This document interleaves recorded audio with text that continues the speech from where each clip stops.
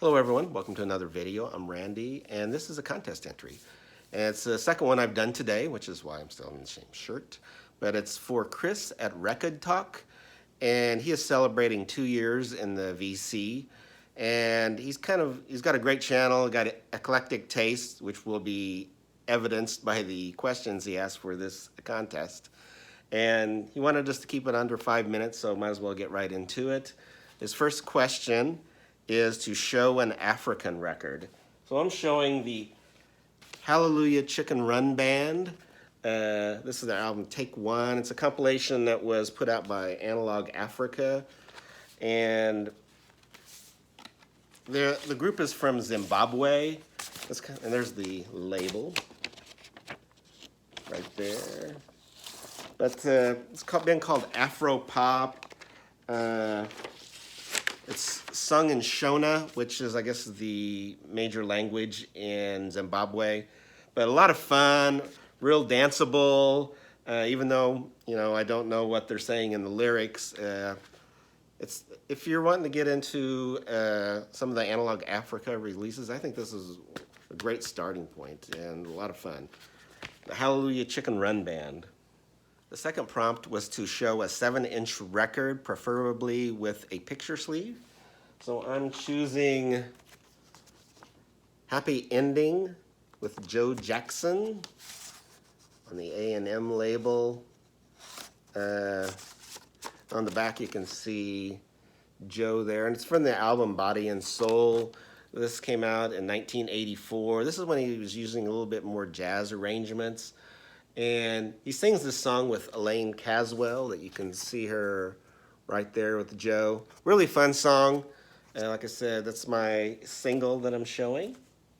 All right, the third prompt is to show an album with a Beatles cover. And I picked this Procol Harum album called Procol's Ninth, which is their 9th record, 9th studio recording.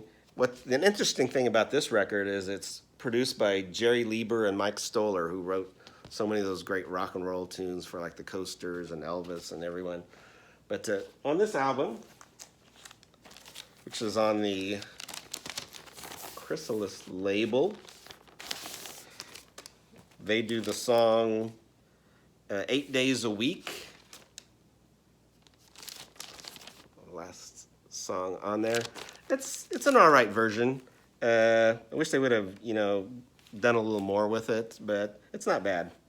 But that's kind of faint praise, isn't it? But anyway, Procol Harum. I do like the album though, especially the first side. The fourth prompt is to show a smooth jazz album. So I'm picking this George Benson album, In Flight. Looks like he just came from Jimmy Buffett's house, doesn't it? But on this one, of course, he had just had a hit with Masquerade. I think that was the album before this. This was on the Warner Brothers label. And, he's a jazz guitarist, but he sang on that one, and Masquerade became a big hit, so he started singing more and more on his albums.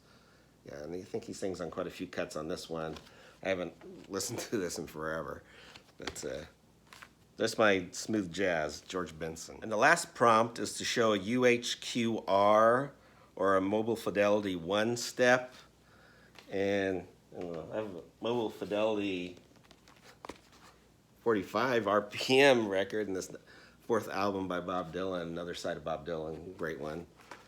But I guess that's not really what the question says, because it says a 1-step or UHQR. So he said, if you can't really answer the question, then show a record by the person the artist you have the most records by. So that would be Jerry Lee Lewis. This is a compilation called I'm on Fire.